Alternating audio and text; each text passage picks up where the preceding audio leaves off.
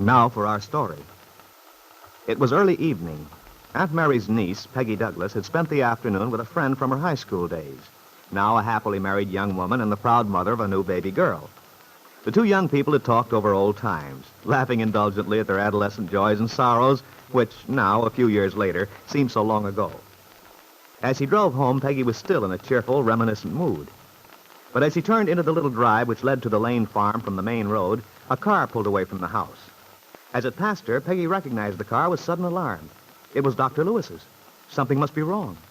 Hurriedly, she pulled up at the side of the house, burst into the living room, her face white. Lefty was sitting by the fire, alone. Lefty, what's happened? I saw Dr. Lewis. Is it Aunt Mary? No. Aunt Mary's all right. Well, then where's Randy? Oh, Randy's upstairs. He's safe and sound. Oh. No, don't get upset. There's been a little accident. An accident? Oh, Lefty, when I saw Dr. Lewis leaving, I knew... It's all right now. Some young woman was on that old bridge. You know, the one near the rapids? Oh? She was leaning against the railing and broke, and she fell into the water. Oh, Lefty, that's dreadful. Who? I don't know. Luckily, Randy and I happened to be on the spot. Randy pulled her out. Is she all right? Yeah, he got to her just in time. Thank heaven. We brought her back here. She's upstairs in your aunt's room.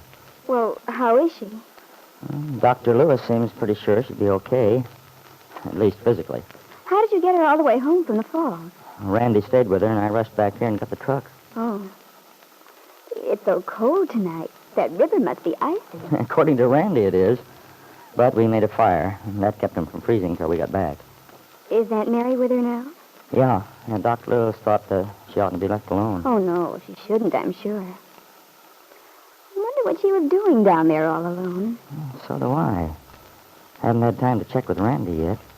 She may have told him something Hello, while Peggy. Randy? I suppose you've heard. Yes, Lefty was just telling me. Oh, gosh, these dry clothes sure feel good. I'll bet they do. Randy, shouldn't you be in bed? What? Just because I had a little swim? Oh, Randy, be sensible. No, I feel fine now.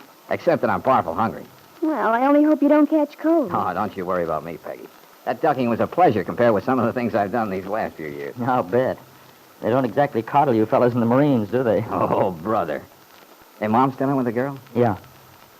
Randy, did she say anything?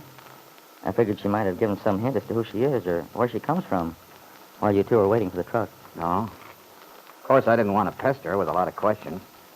I did ask her name, but she wouldn't even tell me that. Strange, out there all alone.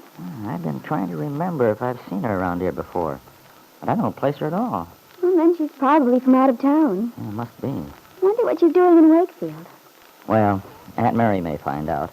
If the girl wants to tell anyone, she'll tell Aunt Mary. Yeah, leave it to Mom. Well, I've seen absolute strangers start talking to her, shopping or places like that, on buses. Before you know it, they're telling her their troubles. Yes, I've seen them, too, lots of times. I always wonder how they know she's that kind of person. They just do, that's all. Yeah.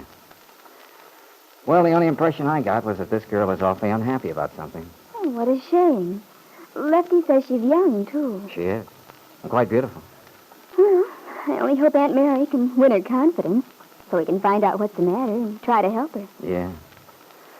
But I'm afraid Mom may not get very far with her. Why not? She told me she was sorry I'd saved her life. Randy. So you see, she doesn't want to be helped. Randy Lane's statement was tragic but true. For as she lay in the bedroom of this strange house, Lisa Fenner felt only a numb despair. Aunt Mary had entered the room silently and sat down at the bedside and put her hand gently over the girl's small white one, which was clenched tight as she fought to repress her sobs. Gradually, the convulsive shudders had lessened, and now she lay quiet. There. Yes, that's better. Oh, I'm so ashamed. All this trouble for you. Don't you worry about that. We're just glad you're here with us. You're safe. I only wish I were glad to be safe. But I'm not sure. When I felt that water closing over my head after the wet railing broke, I was almost ready to give up. Perhaps it wasn't intended that you should give up. Perhaps that's why Randy was there. But there's nothing ahead for me. Nothing at all. No, now you mustn't think that. It's just that your vision is a little clouded at present. You can't see what's ahead. But there is something. Something good. There has to be. No, not for me. It would have been better if he hadn't been there. Oh, now, you mustn't say that. Oh, I know it's a dreadful thing to say. But it's true. No, dear. That young man who saved my life. Who is he? He's my son, Randy. He was very kind. It's not that I'm ungrateful, but now I don't know what to do, where to go. Well, the first thing you have to do is get well. By the way, I haven't even introduced myself. I'm Mary Lane. Almost everyone calls me Aunt Mary. Aunt Mary? Yes. I guess they all picked it up from Peggy. Oh, she's my niece. Just about your age. I think you two will like each other. How can you think that? Why, I'm just a stranger. Yeah, I can tell. I know a lot about you, even though I don't know who you are. I'm sorry. I wish I could tell you why. No, my dear. I'm not asking you to tell me. Doesn't matter. You see, I know all I need to know right now. I know that you're young, sensitive, very unhappy about something. And that somehow you've just lost your courage for the time being. That's enough for me to know. Now I know what he meant. Your son.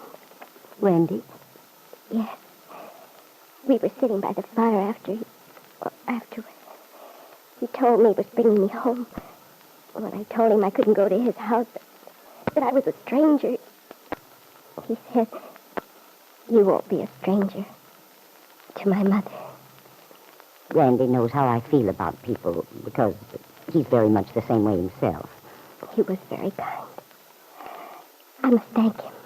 Well, the best thanks you could give Randy would be for us to let us help you get well. Is he all right now? It would be dreadful. It was so cold. Now, don't you worry about Randy. He's upstairs now getting into some dry clothes. He'll be all right. He's awfully nice. Yes. I'm very proud of Randy. He's been overseas with the Marines. He's just been home a few days. Now you have your son again. Your own son. Yes. After 3 years. You must have missed him terribly. No one could know how much. No one who never had a son. I know. There were many times during the years Randy was away when I felt I couldn't go on. I had to fight against the fear. And sometimes it seemed so hopeless. But I knew it wouldn't help Randy for me to give up. But you weren't alone. No, I wasn't alone. I had Peggy and Lefty. It's so different when you have no one. There's no reason for going on. That's why it didn't. Sometimes, dear, we can't see the reasons. But it's always there. Everyone is needed in his own way. Perhaps you don't believe it now, but you will. I'm sure of that. I was needed. But I forfeited my rights. You just think that now, dear, because you're depressed. No, it's true. I was weak, greedy. Now it's too late. Oh, it's never too late. Don't you see, my dear?